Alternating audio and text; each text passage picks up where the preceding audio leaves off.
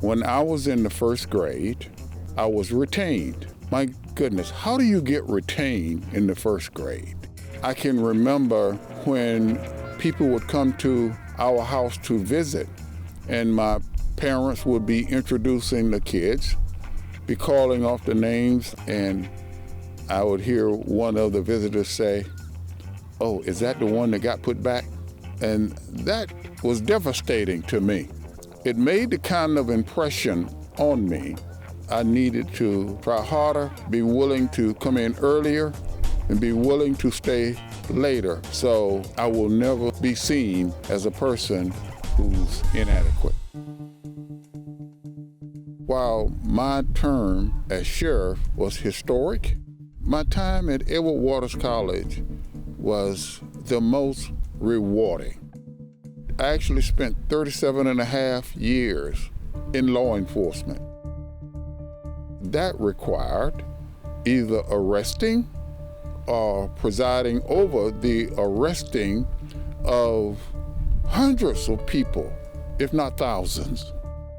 When I got the opportunity to go to Edward Waters College as president, I could make a firm case that it was the epitome of redemption.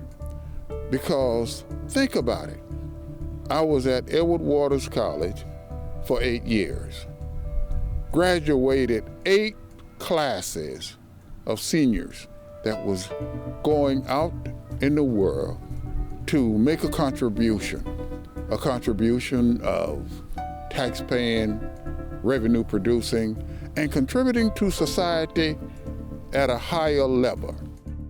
So one could make the case, I kind of balanced the books.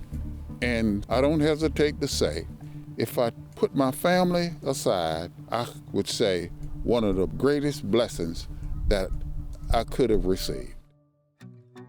Being appointed as co-chair of John Payton's transition team after a heated mayoral campaign, which we opposed each other. The people who you lead have to see you in a certain way, so they will be willing to trust you, even during a time of adversity. I have to give John Payton credit for that, because it was a heated campaign. As I read my comments, I said, "Mr. Mayor-elect, I stand ready to help you and do what you will have me to do so we can bring this city back together." Now, I have to admit that was in my notes, and it was the proper thing to say under those circumstances. He called me the next morning, met with me, and asked me about co-chairing his transition committee. Now I have to say, I did remind him that I was supposed to say what I said, but he wasn't supposed to call me. So, but he did, and I think it was a highlight in my life. It would be the quintessential example of leading by example. Nat and I became close not long after we both got elected to office, and within a short period of time, he became an honest-to-God brother. I've told Nat things I've never told anybody else, including my wife and a priest and whatever. I often say about Nat that he's probably the best human being I've ever met. He's a terrific man of faith and is a great role model. And there's just nothing important either of us do in our lives that we don't talk to the other about. We get breakfast with each other every about 3 weeks now, and often they go 2.5 hours long. And I often just kick the radio off as I'm driving home, and there's just some pearls of wisdom that I've picked up, or a story that he's never told before, and I just sort of marvel at the way he thinks. Now, what a lot of people may not know is that the guy is a world-class trash talker. You know, he's got this subdued mannerism and this courtly diplomatic demeanor, but every now and then you realize, I mean, he just took a jab at me there. I could fill the night with the little zings and dings that he kicks in. And it's all done completely in jest and because of a dear friendship. So a great man and a great friend, a great role model, and really one of the most significant figures in the history of the state of Florida. And he's right here in our hometown. Love the guy.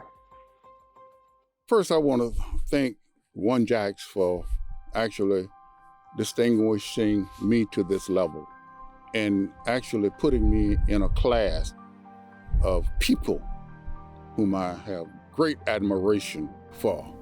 When I look at my life, I think back of people who were strategically placed in my life to get me from one point to another. On my phone, I have pictures of 5 people. Lou Ritter is one of them. He was the mayor at that time who actually went down to the Civil Service Administration's office, and I got a chance to take that test and become sheriff and president and all of that because he believed in me. I have the picture of Marvin Young. He was the one that took me to Lou Ritter's office when he heard my story. John Newman, he was the one who convinced me that I needed to run for sheriff. And Steve and Gary Padgett, they were the ones that said, if you want to run, we'll help you. And that's been my life, all through my life. And I have to add my family, and particularly my wife, because when they were pressing me to run for sheriff, and there were the other side who said, if you run for sheriff, these white folk are not going to vote for you. You're not going to do anything but destroy your legacy because you're going to be embarrassed after that sheriff race. I thought if I could get my wife to say she didn't want to go through that, I would have some cover. And after listening attentively, she says, well, I think you should do it too. And I said, oh my goodness. So the Lord laid it on her heart, and it took me out of the realm of doubt. I had to do it then. And look what happened.